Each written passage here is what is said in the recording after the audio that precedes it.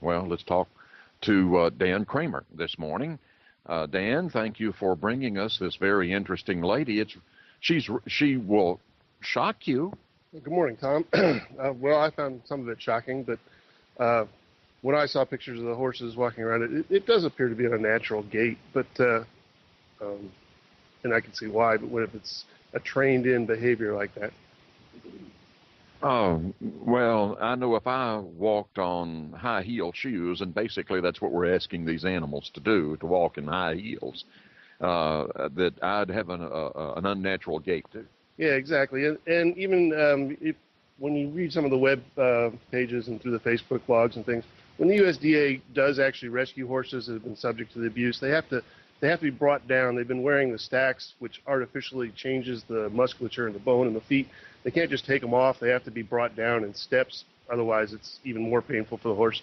But what I really want to talk about is that of course, the election in November and the whole the issue is not so much that that horses are all about what our country is about and abuse of animals.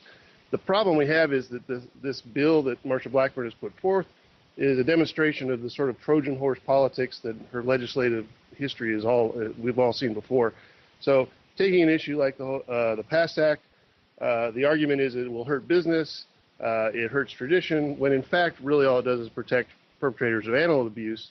I spoke to the director of the Agriculture Commissioner for Tennessee, who's opposed to the PAST Act, and he said, well, we don't need the PAST Act, this is all in the past, it's all taken care of.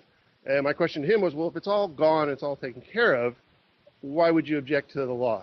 Because what would it really affect if it's not taking place? And they got quiet, and we went on with the pancake breakfast. But again, the problem we have is that the legislation that's being presented by Blackburn and Alexander is designed specifically to take attention away from the PAST Act, because the PAST Act will, it basically saves the animals from the torture.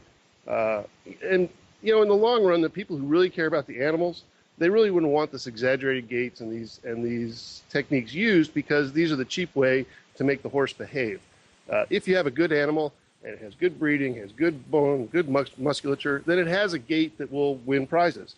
If you have an inferior horse and you can use all these techniques, you get a blue ribbon out of an inferior breed, then you sell off that to the stud, well, then you actually are diluting the breed itself with inferior animals. So it's not just about abuse of the animal, but it actually is destroying the industry as well, because it's diluting the breed with inferior animals. And of course, then where I'm concerned, it's politics. You follow the money. You see that Marsha Blackburn's bill is basically a bought and paid for piece of legislation. It's very similar to her defense of letting the cable companies run your internet for you because she takes money from Comcast. She's also, said that we should burn as much coal as we can, and lo and behold, she takes lots of money from the coal and oil industry. So there's a pattern of this Trojan horse legislation that comes out of her office, where the right name goes on it, but when you look at the money, you can really see that it's not in the best interests of Tennessee's 7th District, certainly not of Tennesseans in general, and it's not good for our country. Would you take PAC money, special interest money, labor union money? Would you take money? Absolutely. I'm a politician. The realities of the world are, I'm not going to get my message out unless I take money. And the real issue is, when I take that money, what do I get for it? What does the person who gives me the money get for it? So if I take the money and I say, well, now your opinion matters more, or now your opinion on the issue is the one I have, that's a problem.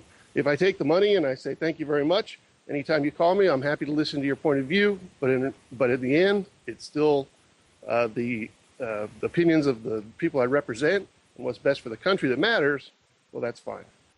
All right. It appears that you're serious in making this race, and from that standpoint, I'm sure we will hear from you again. I know we will hear from Congressman Blackburn's office today, and I wouldn't be surprised if old Steve Smith didn't pick up the phone and call me today. Well, I hope so. It's about time that they address the concerns of the people that they represent. I don't believe that Tennessee values include torturing animals for profit. And right now, that's what's going on, and that's what Marsha Blackburn wants to condone with her bill and enable, and the PAST Act will put a stop to some of that. We'll take a break. We'll be right back here at the Franklin campus of Columbia State Community College on WBKM, streaming live on WBKMWorldwide.com.